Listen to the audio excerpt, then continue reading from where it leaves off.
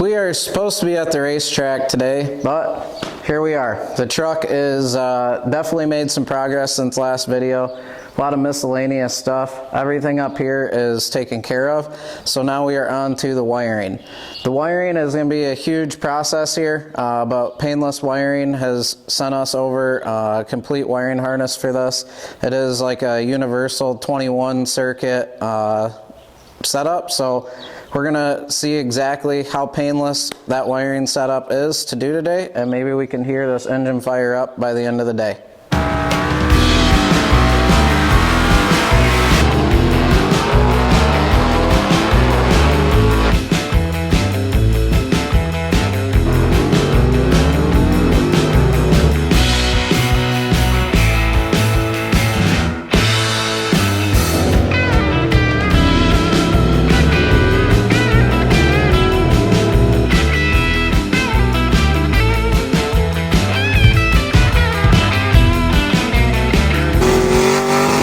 Like I showed in the videos previous, this is the old wiring harness here.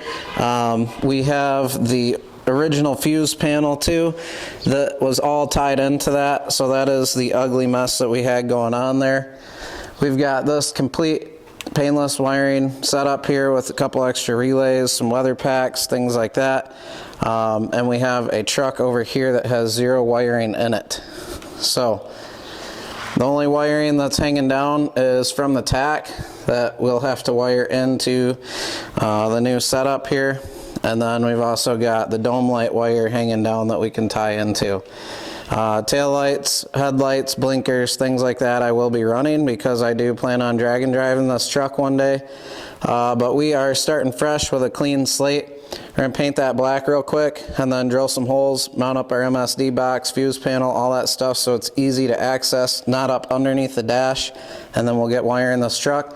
Hopefully we'll be able to have this thing running by the end of the day. To unbox this, first I want to tell you guys the part number here. We're looking at 5003. It's their Pro Street chassis harness with switch panel, 21 circuits. So this does come with the switch panel. We're going to unbox it right now so I can show you. Got a nice instruction manual here. All these wires that are nice and pre-labeled and everything, all hooked up to our fuse panel already, so that's going to save us tons of time here. They send over some connectors, relays, power blocks, things like that. And then the cool part, which is going to be a switch panel. Unwrap this and show you what that looks like real quick. So this will be a switch to start, which will be pretty cool. Before I had this panel, which was actually pretty cool. I just had to make my own plates. It's very expensive, but you also have to wire everything in yourself, so that is a downfall. And if you're trying to save some time like me, the Painless is the way to go. This was a push button start. This is going to have the same idea on this switch panel. It's just a rocker switch instead, so that's momentary and it pops right back, and that'll be our start. Got the ignition, water pump, fans, all that stuff on here already, so we'll be able to run that stuff right over. Hook up some weather packs to what we've got already weather packed on the truck, plug it in, and hopefully we can get her running. So a huge bummer about last week was the fact that the tubing bender was too tight of a CLR radius, so that's centerline radius. Die was 5-inch. I need like a 6.5 to 7-inch to properly bend a .083 wall.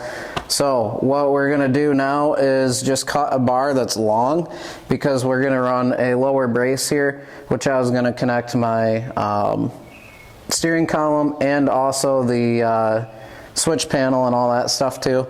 So the reason why I'm going to do that, we'll clamp it in here. That way we've kind of got a baseline of where things are going to be, because we're going to be running real tight to break it out and be able to get the whole cage done before we head out to the out-of-sight drags in Wisconsin.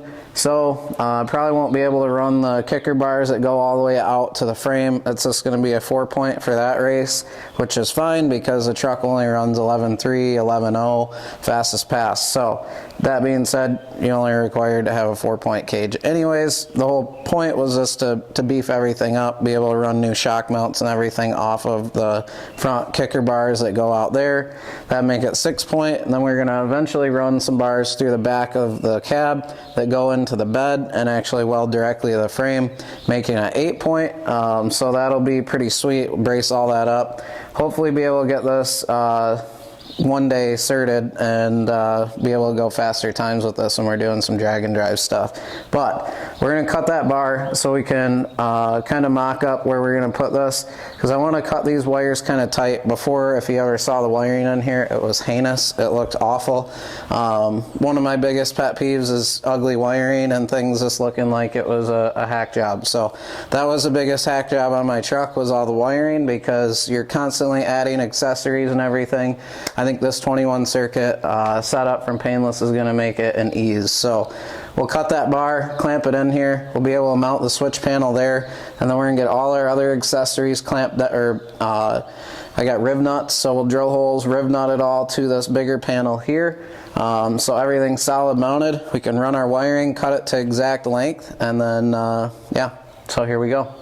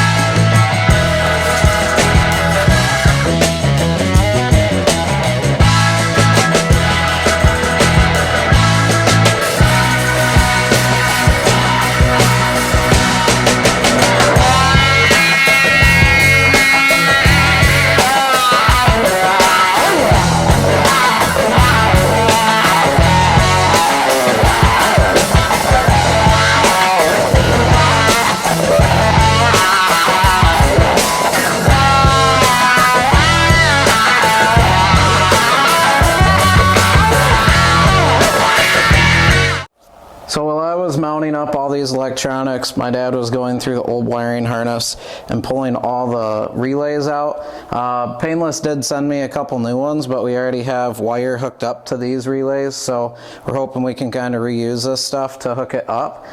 This is actually all good wiring from my old fuse, or my old switch panel.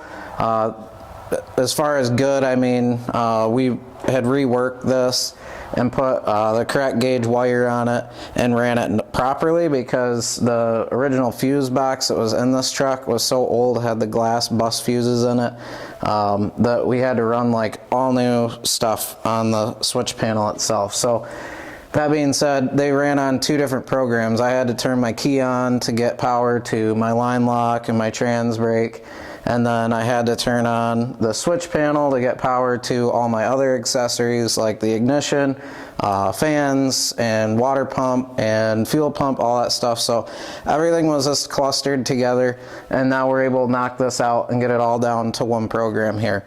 So we're going to try to reuse some of these. We'll see what happens. As you can see, I got the power ran from the battery tray in the back all the way up along the frame rail to the starter, to the alternator, all that stuff with the kill switch that's on the back of the bumper. And then it's all ran into the cab. So the rest of the wiring is going to be in this little circuit area that you can see that we built today. just by mounting it up. I do plan on making a louvered cover so it gets some air in there. That way you don't see any electronics at all in my truck. That was the whole point of making this big center console area. With a roll cage, it's extremely hard to roll around underneath the dash to get to things. So we're redoing it. We're gonna redo it the right way, which is making things easy to get to. It's a race car. This won't ever have a bench seat back in it again. So we'll just, you know, make the changes that we want now and make it more racy and easier to access things. So I'll show you on the other side what we got going on with all the new Painless wiring. On this side, coming out of the fuse panel from Painless, we can get rid of this stuff here. This is from the 6AL box. And then we have a two-step. I had it wired in last year, but it started doing some weird things and backfeeding. Don't know if I wired it wrong, whatever. I thought I had it good and it was causing issues, so I just cut the power to it. Then all the issues went away. So we're actually going to wire the two-step up properly. We've got these 3 big harnesses that come out of the fuse panel from Painless here. So a lot of it's fused, and there's 2 relays on the fuse panel itself. I think one's for the starter and the other one I'm not 100% sure. I'll have to check the wiring schematic. But this loom here will go to the back of the car for tail lights and things like that. This is all the blinkers and dimmer switch and everything, which I'm going to run right at the switch panel here.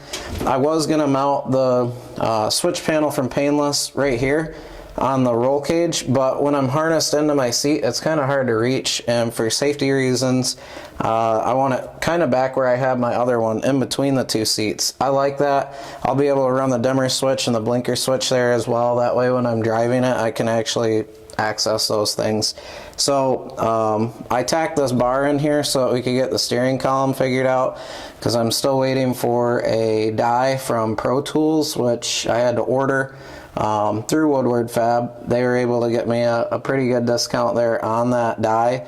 It's not a die that they make, so I had to order it through them from Pro Tools. That's what's taken so long. I'm praying to God that it shows up and we're able to bend this tube up and be able to mount the seats and get the switch panel all mounted up. That's really going to be the last step. So off camera this week, I'm going to go ahead with my dad tomorrow. We're going to try to finish up all this wiring. Now we've got the power in here, so we just run our power and grounds to these little blocks, and then all the other stuff will run out of here and hook it up to the accessories. And once that's done, I can fire this up. That's going to be a huge sigh of relief there. Just to hear the truck run is always my favorite thing of the year. I got to run a new throttle pedal here. I ordered this $300 all like aluminum anodized setup, because with my new tunnel here, it makes it really hard to get a throttle pedal set up in here cheaply. So we had to go with the nice expensive one. It'll all be throttle rods, and then if you watch any of the videos from last year, my throttle actually stuck in a wheelie at US 131 for my first pass at that track, and almost sent me into the wall there. And luckily it freed up. There's a lot going on when you're launching and doing wheelies, so I mean, and the wall comes up quick. So it was a close call there. We were able to figure out that some of the linkage kind of broke loose, but this new gas pedal has a pullback on it, so you kind of stick your foot into the pedal and you're able to pull that back. With a rod assembly too and not a cable, I'll really be able to get good leverage on that if the throttle ever did stick, which fingers crossed we never have those issues again. Don't be dumb like me and check your throttle linkage bolts regularly.